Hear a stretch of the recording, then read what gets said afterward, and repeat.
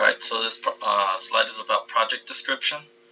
Um, the SolarSPELL basically is an offline digital library powered by a solar panel, and it's running a lamp stack on Raspberry Pi 3.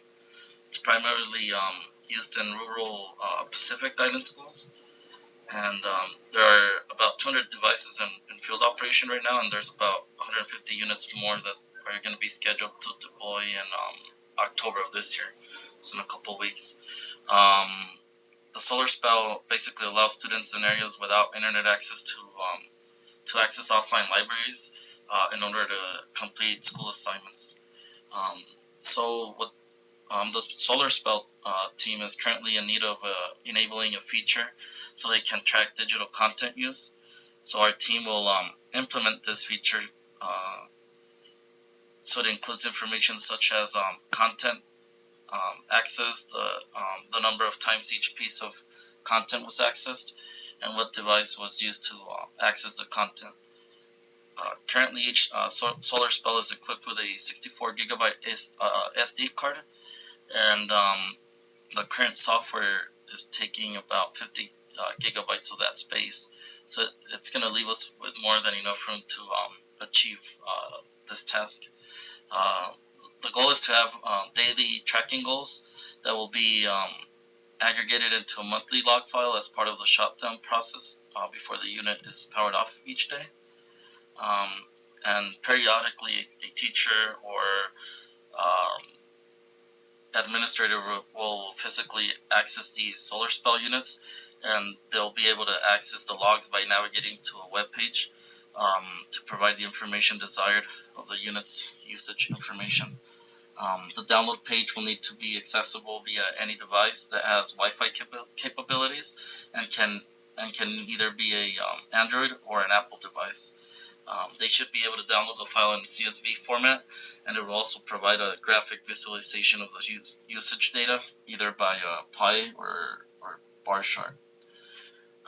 And then finally, the download page should ask the administrator if they wish to clear the logs after they've downloaded the information. Okay, in this portion we'll go over the design and architecture of the SolarSPELL system. So currently the student logs into the SolarSPELL web page, which is run on an Apache server, and it connects to the NoSQL database where it has all the PDFs and learning materials the students can access through the web page and download. And what needs to be implemented in this project is an admin page, which is run on Apache, and then also Apache delivering Apache logs, which then we'll need to parse those logs and store them into the NoSQL database. In this project, we'll also have to be mindful of how large the Apache logs become, because the Raspberry Pis that the SolarSPELLs are run on have about 15 gigabytes of available storage space, and then we also need to be careful on what type of impact running the Apache logs is on the current system.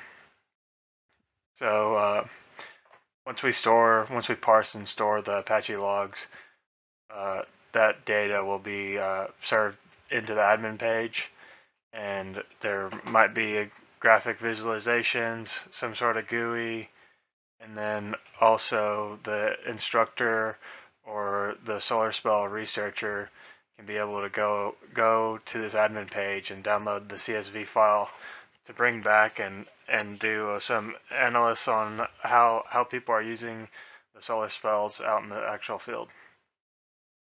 The SolarSPELL tracking application first deliverable is the plan schema, which will include all use case documentation, activity diagrams, and a download page prototype to be delivered at the end of the fall semester. The team plans to do research and begin the testing plan over the winter break, and to start coding the tracking functionality at the beginning of the spring semester. In this development, we will ensure that the tracking does not affect the performance of the SolarSPELL more than 5%. We will also test the capacity of the device to include 100 tracking logs and to ensure that those plus the new software will not take up more than 2 gigabytes of space on the SD card. We plan to have this portion complete by February 9th and then begin development on the downloading functionality. This will be developed to be extensible so that special coding knowledge is not necessary to track additional metrics in the future. We are specifically prioritizing our download functionality for the Amazon Fire 7 tablet, which is used by the educational team in the field. This is scheduled for completion by March 12th. At this time, the project should be substantially complete, including all testing data, and we will present to the sponsor for a full review. We anticipate addressing any comments by April 29th to finalize our spring semester. At this stage, the team doesn't anticipate using any extra third-party software, and all members have access to the SolarSPELL units and multiple testing devices. We currently plan to use Agile throughout our entire software development process. The current plan is to use 1 week-long sprints, but that can easily change. The point of a sprint is to have a deliverable at the end of it, and Bruce mentioned at one point that he wants to stay informed with us at least every other week. So we may end up doing 2-week sprints just so that our sprint deliverables match up with that. I know at my current job we actually use 1 month-long sprints just so that we have a meaningful deliverable to show our clients at the end of each sprint. So we won't really know the most appropriate sprint length until we start making tasks and user stories, but the current plan right now is to just use 1 week-long sprints. And on that note, Bruce, our project contact, mentioned that other students working on SolarSPELL use Taiga for development. So each of us are familiar with Taiga, so we decided to use that as well. For communication with Bruce, we have 2 different Slack channels actually. One with the 5 of us for internal conversations, and then we're also in the SolarSPELL Slack as well. We decided it was a good idea to keep our private one for private conversations, and then the other one just to stay in touch with the entire SolarSPELL team. And we mostly use Slack to schedule formal meetings and to discuss our progress on current tasks. And then for meetings, we use Skype as well as Google Hangouts. Hangouts are for meetings with group members, and then Skype for meetings with all of us plus Bruce, our project contact. And Bruce mentioned that there's a large SolarSPELL meeting every other Friday, so we plan on having at least one of us go to those once we start development and start having questions or deliverables to show people. So I'm going to be talking about risk management for our project.